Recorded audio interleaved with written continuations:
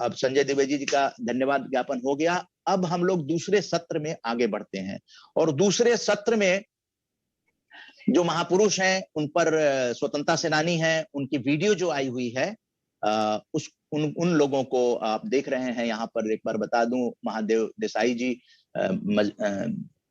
मौलाना मजहरुल हक जी, सावित्रीबाई फुले जी, Louis Braille, और ये भारतेंदु हरिश्चंद्र जी, गोपाल दास नीरज जी और हीराबेन मोदी जी, जिनकी डेथ हुई अभी, प्रधानमंत्री जी की माता जी, और इशाक खान जी दूरदर्शन दिल्ली के कर्मी हैं, उनके पिताजी का निधन हुआ हाल ही में। वो भी स्वतंत्रता सेनानी परिवार से थे, तो उनको हम लोग हार्दिक श्रद्धांजलि दे रहे हैं, उनको नमन कर रहे हैं। तो अब ये कार्यक्रम श्रद्धांजलि सभा अब यहाँ से प्रारंभ होता है और इसी श्रद्धांजलि सभा के साथ ये कार्यक्रम जो है संपन्न हो जाएगा। आप सबको उदय मन्ना की तरफ से, राष्ट्रीय संयोजक आरजेएस और आरजेएस पॉजिटिव ब्रॉडकास्टिंग हाउस द्वारा हम लोग 26 जनवरी तक एक मुहिम चलाएंगे और अगले 9 संवत्सर तक हम लोग ये मुहिम चलाएंगे, सकारात्मक पत्रकारिता की मुहिम 22 मार्च 2023 तक चलेगी। मैं Sudeep Sahu RJS broadcasting house की तरफ से प्रधानमंत्री श्री नरेंद्र मोदी जी की माता श्री हीराबेन जी के निधन पर बहुत ही दुखी हूँ और दुख प्रकट करता हूँ और ईश्वर परिवार को दुख सहने की क्षमता दे, यही इच्छा करता हूँ। बहुत ही दुखद बात है कि उनकी माँ जी चली गई, वो हम सबकी भी माँ थी, हमारी भी माँ थी। मैं आज बहुत दुखी हूँ। जय हिंद, जय भारत।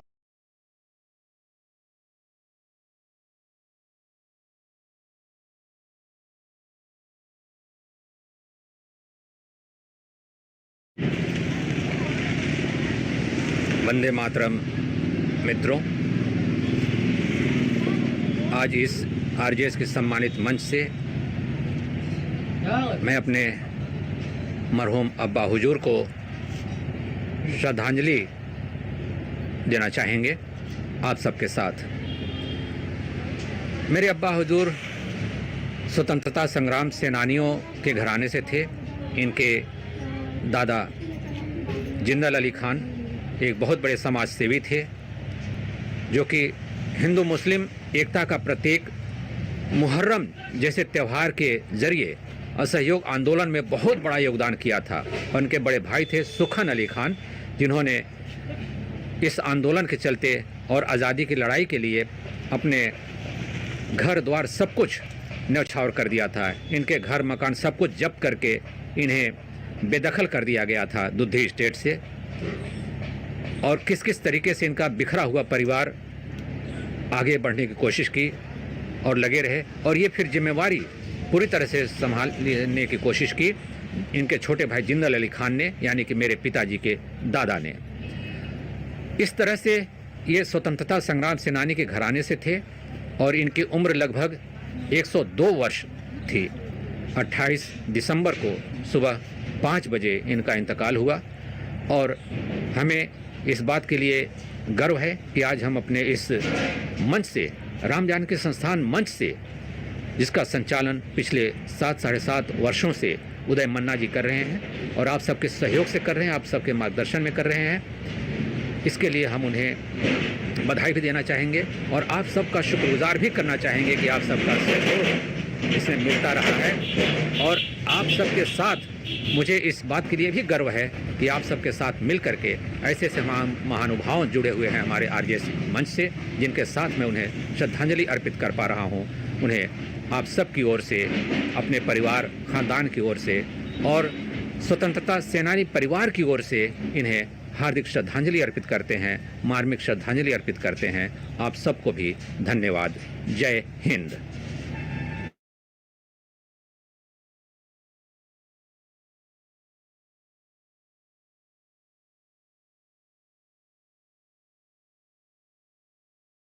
मैं सरोज गर्ग नागपुर से आरजेएस फैमिली मीडिया की ओर से श्री महादेव हरिभाई देसाई जी को श्रद्धांजलि अर्पित करते हुए उनके विषय में 2 शब्द कहना चाहती हूँ।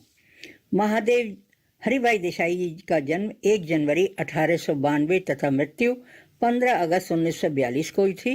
ये एक स्वतंत्रता सेनानी थे। वे राष्ट्रपति महात्मा गांधी के विश्वसनीय सचिव थे। महादेव देसाई ने सत्याग्रह में भाग लिया और इसी दौरान गिरफ्तार भी किए गए। इनको रामायण महाभारत आदि से अत्यधिक प्रेम था। 31 अगस्त 1917 का दिन महादेव देसाई जी के जीवन में दिशा निर्धारक सिद्ध हुआ। उसी दिन उनकी भेंट महात्मा गांधी जी से हुई। फिर वे जीवन पर्यंत उन्हीं के साथ रहे। उन्होंने चंपारण सत्याग्रह, बारदौली सत्याग्रह और नमक सत्याग्रह में भाग लिया। 1921 में महादेव भाई ने इलाहाबाद आकर पंडित मोतीलाल नेहरू के पत्र इंडिपेंडेंट को संपादन में सहयोग दिया।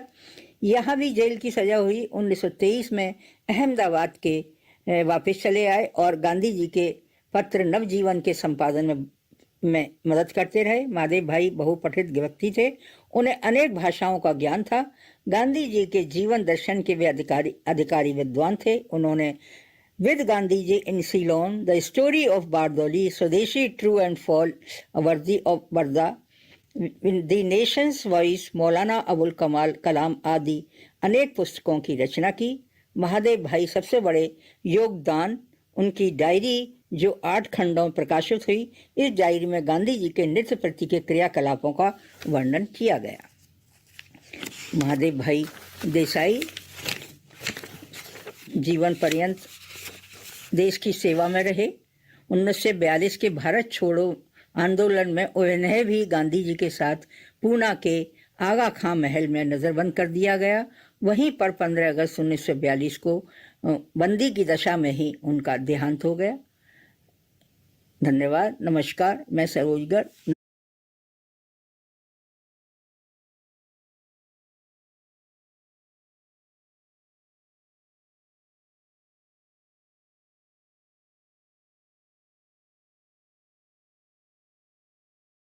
नमस्कार। खुशबू सी आ रही है इधर जाफरान की, खिड़की खुली है गालिबन उनके मकान की। हारे हुए परिंदे जरा उड़ के देख तो आ जाएगी जमी पे छत आसमान की। बुझ जाए सरे आम ही जैसे कोई चिराग, कुछ यूं है शुरुआत मेरी दास्तान की। जी हाँ, कुछ यूं ही शुरुआत हुई संघर्षों के साथ, लेकिन एक अमर गाथा लिखकर चले गए। जी हाँ, गोपाल दास नीरज जी, जिनको आज हम उनके जन्म तिथि के अवसर पर याद कर रहे हैं। आरजीएस फैमिली की तरफ से उनको कोटि कोटि नमन कर रहे हैं। कुछ चीज़ें उनके बारे में बताना चाहूँगी। हिंदी के एक साहित्यकार, शिक्षक, कवि और फिल्मी गीतों के लेखक, न जाने क्या क्या जो है उन्होंने अपने जीवन में रचा, जो कि आज हमारे दिल में बसा हुआ है। भारत सरकार ने उन्हें 2 बार सम्मानित किया शिक्षा और साहित्य के क्षेत्र में, जैसे पहले पद्मश्री से और उसके बाद वो पद्म भूषण से। फिल्म फेयर अवार्ड उनके नाम होते रहे, कई बार नॉमिनेट हुए और 1970 में उन्हें फिल्म फेयर अवार्ड भी मिला। इतने बेहतरीन गीतों को रचने वाले, हमारे दिलों में बसने वाले गोपाल दास नीरज जी को मैं फिर से शत नमन करती हूँ। 6 साल की उम्र में थे जब उनके पिताजी की मृत्यु हो गई थी।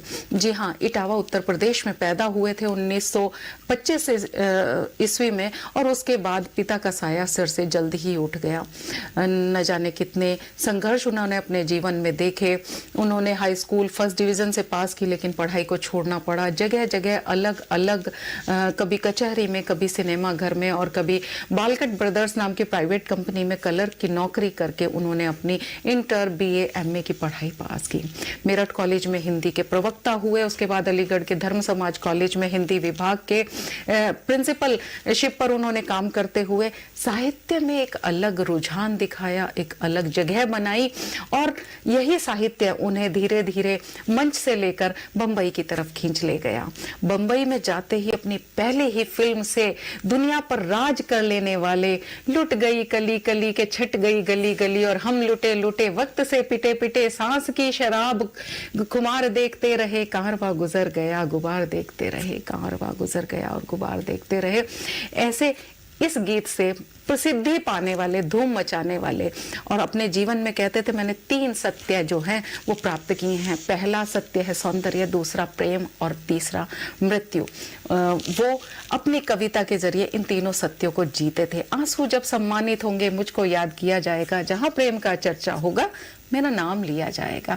जी हाँ, यह शब्द कहने वाले, हमारे दिलों पर राज करने वाले। 1944 से हाई स्कूल पास करते ही लगातार साहित्य के क्षेत्र में पुस्तकें लिखने वाले, 1944 में संघर्ष लिखी थी और उसके बाद ये लगातार जारी रहते हुए नीरज की गीतिकाएं 1987 और न जाने कितनी किताबें उनकी प्रकाशित हुई हैं। पढ़ने लायक किताबें एक एक आप भी पढ़िए, उनको जिए, उनके सत्य को पहचानने की कोशिश कीजिए। उनकी कुछ चंद लाइनें मैं फिर आपके सामने फिर से लेकर आ रही हूँ।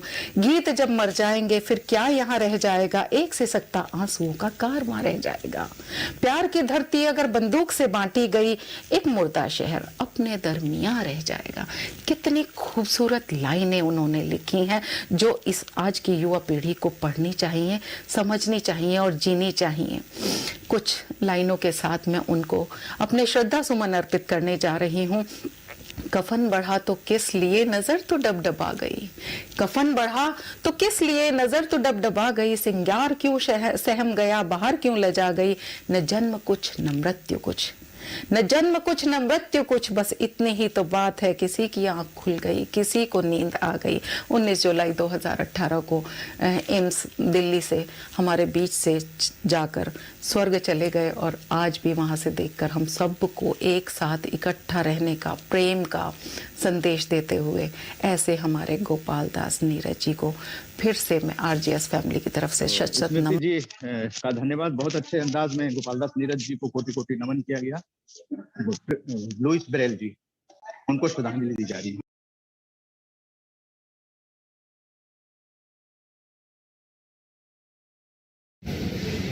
मैं Sudeep Sahu RJS positive broadcasting house से बात कर रहा हूं।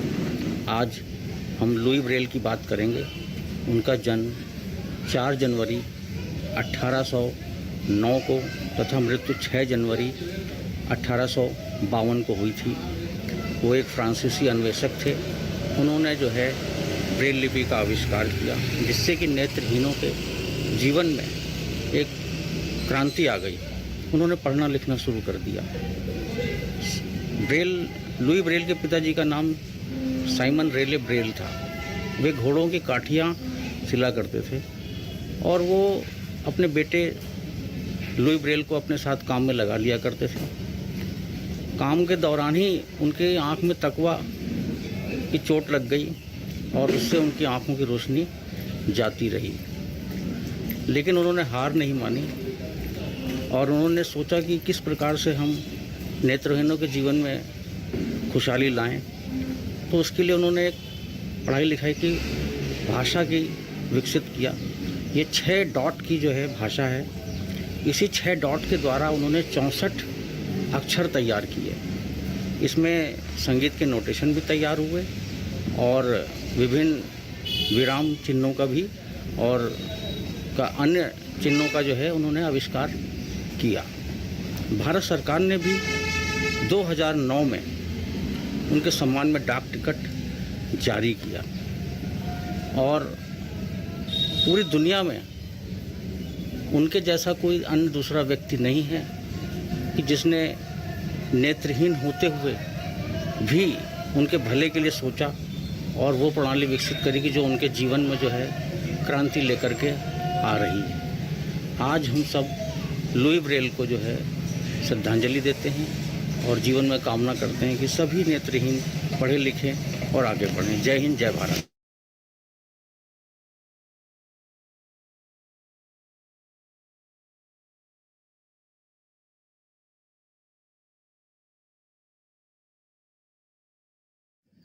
जय हिंद, जय भारत, वंदे मातरम। आज़ादी की अमृत गाथा के 110वें अंक में आरजेएस परिवार की ओर से मैं डॉक्टर मुन्नी कुमारी पटना से मौलाना मजरूल हक साहब की पुण्यतिथि जो 2 जनवरी को है, कोटि कोटि वंदन करते हुए नमन करती हूँ। मौलाना साहब किसी परिचय के मोहताज नहीं हैं। बिहार की धरती, बिहार का सदाकत आश्रम पर जर्रा जर्रा और भारत की भूमि सिरोधार्य करती है। मौलाना मजरूर हक साहब भारत की चोटी के नेताओं में से एक थे। आरंभिक दौर में ही उन्होंने अंग्रेजी साम्राज्य के विरुद्ध आज़ादी की लड़ाई शुरू की थी। गांधी जी ने उनके बारे में ठीक ही कहा है, यूँ तो ऐसे लोग हर जमाने में बहुत कम हुए हैं, लेकिन मुल्क के इतिहास के इस दौर में तो ऐसी हस्ती ढूंढने से भी नहीं मिलेगी। मौलाना साहब एक जमींदार के घराने में जन्म लिए थे। उनका जन्म पटना जिला के ब्रह्मपुरा गांव में 22 दिसंबर 1866 ईस्वी को हुआ था। उनकी प्रारंभिक शिक्षा घर पर ही हुई थी। वह 1876 में पटना कॉलेजिएट में दाखिला हुआ और 1886 में मैट्रिक पास करके पटना कॉलेज में नाम लिखवा लिया। बाद में लखनऊ के कैनिंग कॉलेज में भी दाखिला लिया। यहीं पर उनको इंग्लैंड जाने का शौक़ हुआ। पढ़ने की ललक ने उन्हें यूरोप की धरती पर पहुंचा दिया। यात्रा के दौरान गांधी जी से उनकी मुलाकात हुई और काफ़ी मित्रता में तब्दील हो गई, जो हमेशा कायम रही। बैरिस्ट्री की डिग्री लेकर भारत में प्रैक्टिस करने लगे। उन्होंने न्यायिक सेवा में योगदान दिया, लेकिन अंग्रेजी शासन की हरकतों को देखकर छोड़ छपरा में उन्होंने प्रैक्टिस शुरू कर दिया। वो एक सामाजिक व्यक्ति थे तथा देश प्रेम की भावना उनमें काफ़ी प्रबल थी। 1906 ईस्वी में जब वो पटना से अपना प्रैक्टिस शुरू किया, तब वो देश की चोटी के वकील बन गए थे। अन्याय के विरुद्ध वो कहीं भी खड़े हो जाते थे। जब कोई भी किसी वारदात में पैरवी लेने से मना कर देते थे, वहाँ मजरूल हक साहब पैरवी के लिए स्वयं को आगे कर देते थे। 1912 ईस्वी से ही वो कांग्रेस के अधिवेशनों में शामिल होने लगे थे और स्वागत समिति के अध्यक्ष भी बन गए थे। 1916 ईस्वी के कांग्रेस अधिवेशन में भाषण देते हुए उन्होंने कहा था, समय गुजर गया, अब काम का समय है। 1917 ईस्वी में चंपारण आंदोलन के समय गांधी जी पर मुकदमा चलाया गया था। उसकी पैरवी उन्होंने ही की थी। गांधी जी के सोहबत की वजह से उनके जीवन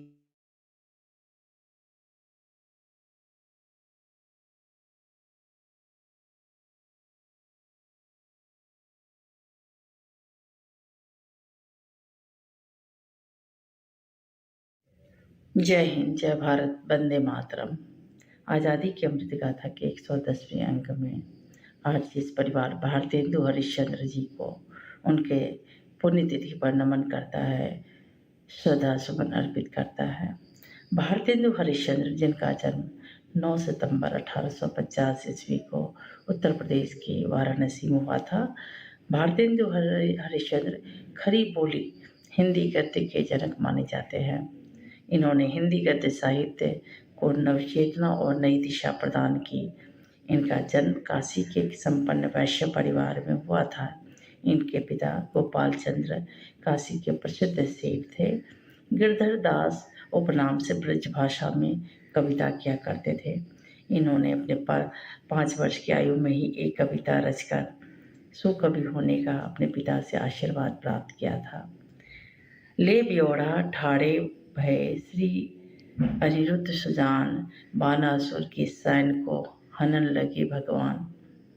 माता पिता के प्यार से आरंभ में वंचित होने वाले भारतेंदु जी की आरंभिक शिक्षा घर पर ही हुई थी। इन्होंने घर पर ही हिंदी, उर्दू, बंगला और अंग्रेजी आदि भाषाओं का अध्ययन किया था। प्राचीनता के पोषक और नवीनता के उन्नायक भारतेंदु हरिश्चंद्र हिंदी खरी बोली के ऐसे साहित्यकार हुए हैं जिन्होंने साहित्य के विभिन्न अंगों पर साहित्य रचना करके हिंदी साहित्य को समृद्ध बनाया। इन्होंने कवि, नाटककार, इतिहासकार, निबंधकार, कहानीकार और संपादक के रूप में हिंदी साहित्य की महान सेवा की है। नाटकों के क्षेत्र में इनकी देन सर्वाधिक महत्वपूर्ण है। हिंदी साहित्य इनका सदैव ही आभारी रहेगा। आरजेएस परिवार उनके योगदान पर फख्र करता है, उनकी कृतियों, उनकी रचनाओं पर फख्र करता है। साथ ही आरजेएस परिवार उनके पुण्यतिथि जो 6 जनवरी को है, उनको श्रद्धा सुमन अर्पित करते हुए कोटि कोटि वंदन करता है। जय हिंद, जय भारत, वंदे मातरम।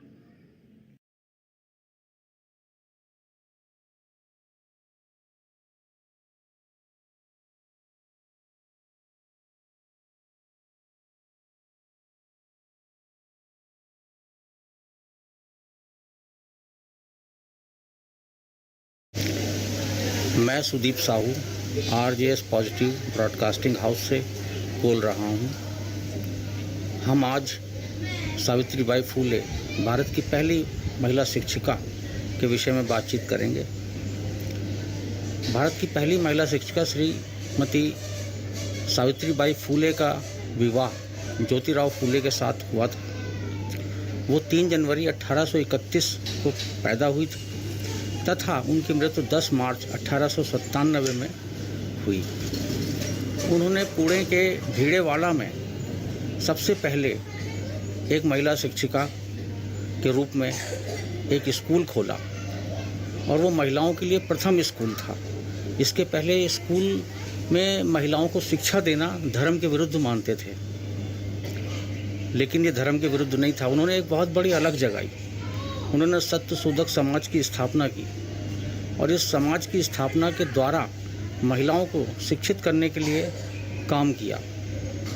वो जब स्कूल जाती थी तो अपने साथ एक साड़ी अलग से रखती थी, क्योंकि रास्ते में जो विरोधी तत्व हैं उनके ऊपर पत्थर और गोबर फेंका करते थे और वो स्कूल जाके कपड़े बदल करके फिर से शिक्षा देना शुरू करती थी। कितनी उन्हें समस्या झेलनी पड़ी शिक्षा देने के लिए। इसी सब कामों को देखते हुए देखिए, सबसे पहला स्कूल उन्होंने 1848 में खोला और फिर 1852 तक कुल 18 कॉलेज खोले। उन्होंने 18 स्कूल खोले गए जो केवल महिलाओं की शिक्षा को ही प्रोत्साहित किया करते थे।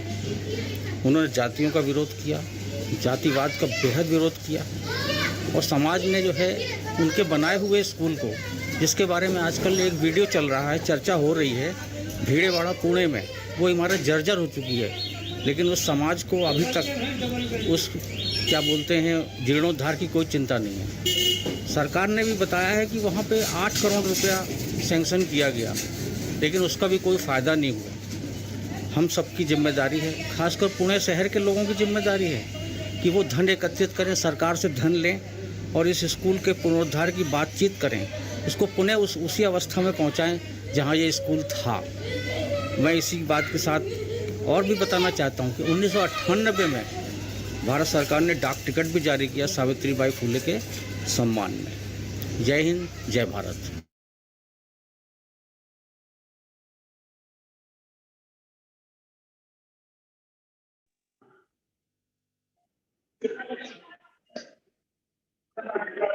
आप सभी लोगों का धन्यवाद कि आज के महत्वपूर्ण सेशन को जब आरजेएस पॉजिटिव ब्रॉडकास्टिंग हाउस का लोकार्पण प्रोफेसर डॉक्टर संजय द्विवेदी जी, महानिदेशक भारतीय जनसंचार संस्थान, सूचना और प्रसारण मंत्रालय ने अब हम लोगों की जिम्मेदारी को बढ़ा दिया है कि किस तरह से हम लोग भारतीयता के रंग में भारतीय पत्रकारिता को आगे बढ़ाएं।